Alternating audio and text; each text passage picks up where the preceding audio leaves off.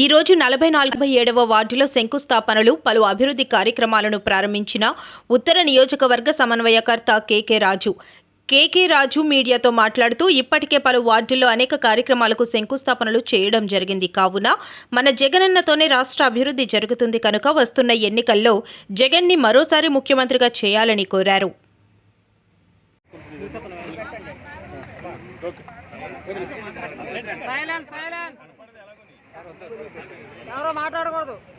అందరికీ నమస్కారం. ఈరోజు విశాఖ ఉత్తర నియోజకవర్గంలో 47వ వార్డులో పలు అభివృద్ధి పనులకు సంబంధించి 47వ వార్డు కార్పొరేటర్ శ్రీమతి కంటిపామ కామేశ్వర గారి ఆధ్వర్యంలో గౌరవ మేయర్ శ్రీమతి గొలగాని హరివెంకట కుమార్ గారి చేతుల మీదుగా సుమారు 88,45,000 వివిధ పనులకు సంబంధించి 5 వర్కులకు సంబంధించి ఈరోజు శంకుస్థాపన చేయడం జరిగింది. ఇంతేకాదు ఈ వార్డులో ఇప్పటికే కొత్తగా ఒక హాస్పిటల్ నిర్మాణం, సామాజిక భవనాల నిర్మాణం, కోట్లాది రూపాయల నిధులు వైఎస్ఆర్ కాంగ్రెస్ పార్టీ ప్రభుత్వం అధికారంలోకి వచ్చిన తర్వాత 47వ వార్డులో కోట్లాది రూపాయల నిధులు వెచ్చించి రోడ్స్ కానీ, డ్రైన్స్ కానీ, అన్ని రకాలుగా కూడా స్కూల్స్ కానీ సుమారు 2 కోట్ల రూపాయల నిధులతో స్కూల్ను కూడా స్మార్ట్ సిటీ స్కూల్గా కూడా అభివృద్ధి చేయడం జరిగింది. దాన్ని కూడా త్వరలోనే గౌరవ పెద్దలు వైఎస్ఆర్ కాంగ్రెస్ పార్టీ సీనియర్ నాయకులు మాజీ పార్లమెంట్ సభ్యులు శ్రీ వైవి సుబ్బారెడ్డి గారి చేతుల మీదుగా దాన్ని కూడా ప్రారంభించడం జరుగుతుంది. ఇదే కాదు, ఈ వార్డులోనే కాదు, ఈ నియోజకవర్గ చరిత్రలో విశాఖ ఉత్తర నియోజకవర్గంలో గడిచిన 4.5 సంవత్సరాల కాలంలో ఇక్కడ వైఎస్ఆర్ కాంగ్రెస్ పార్టీ ఎమ్మెల్యే అభ్యర్థిగా నేను గెలవకపోయినా ముఖ్యమంత్రి గారి ఆశీస్సులు, ముఖ్యమంత్రి గారి సహాయ సహకారాలతో సుమారు ఇప్పటి వరకు కూడా 253 కోట్ల రూపాయల నిధుల్ని వెచ్చించడం జరిగింది. అంతేకాకుండా 7 హాస్పిటల్స్ నిర్మాణం చేశాం. 7 హాస్పిటల్స్ గత ప్రభుత్వ హయాంలో ఒక్క కొత్త హాస్పిటల్ కూడా నిర్మాణం చేయకపోగా ఒక్కొక్క హాస్పిటల్ కూడా 1,70,00,000 రూపాయల నిధులతో 7 హాస్పిటల్స్ ఈ నియోజకవర్గంలో నిర్మాణం చేశాం. ఒక 2 హాస్పిటల్ నిర్మాణ దశలో ఉన్నాయి. అదేవిధంగా రోడ్స్ కానీ, పార్క్స్ కానీ, బరియల్ గ్రౌండ్స్ కానీ అన్నీ కూడా అభివృద్ధి చేశాం. అంతేకాదు 50 కమ్యూనిటీ హాల్స్ నిర్మాణం చేస్తూ ఉన్నాం. ఇప్పటి వరకు కూడా 28 కమ్యూనిటీ హాల్స్ పూర్తయినాయి. 50 కమ్యూనిటీ హాల్స్ నిర్మాణం పూర్తి చేస్తున్నాం. ఈ 50 కమ్యూనిటీ హాల్స్ కూడా సంబంధించి కూడా 20 లక్షల రూపాయల నుంచి 75 లక్షల రూపాయల వరకు కూడా ఓన్లీ కేవలం కమ్యూనిటీ హాల్స్కే ఇప్పటి వరకు 14,28,00,000 రూపాయల నిధులు కేటాయించడం జరిగింది.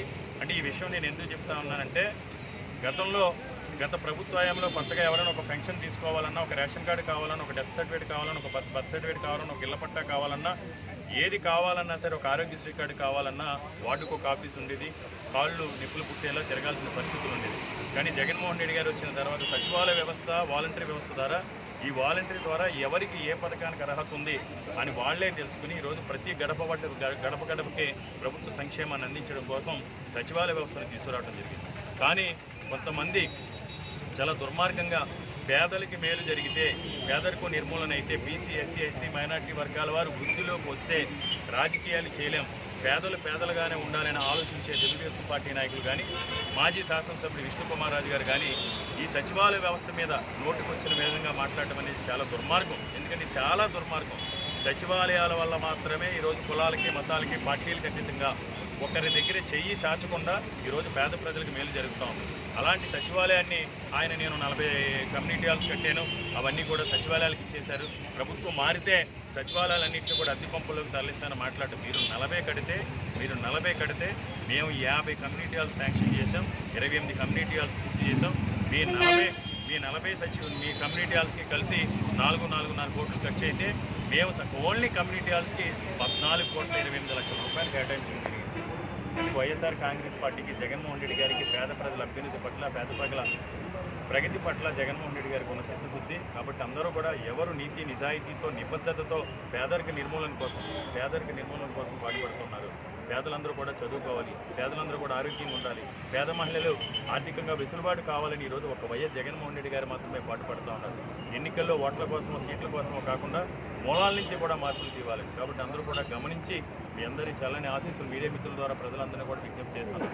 మీ అందరి చల్లని ఆశీస్సులు, దీవెనలు మన కోసం, మన బిడ్డల భవిష్యత్తు కోసం జగన్మోహన్ రెడ్డి గారికి ఉండాలని విజ్ఞప్తి చేస్తూ, అదేవిధంగా ఈరోజు 44వ వార్డులో కూడా పలు అభివృద్ధి పనులకు సంబంధించి జేఎన్ఆర్ఎం హౌసెస్ సంబంధించి ఈరోజు ఒక శంకుస్థాపన చేయడం, 2 కమ్యూనిటీ హాల్స్ను కూడా 44వ ward corporator GVMC road leader Banala Srinivas గారి ఆధ్వర్యంలో కూడా అక్కడ కూడా పలు అభివృద్ధి పనులకి శంకుస్థాపన చేయడంతో పాటు ఒక కమ్యూనిటీ హాల్ని దాన్ ఫౌండేషన్ వారికి, ఒక కమ్యూనిటీ హాల్ని కొత్తగా నిర్మాణం చేసి జిమ్ ఐటమ్ ఏర్పాటు చేసి స్థానికంగా ఉన్న ముస్లిం యువతకు కూడా అందజేయడం.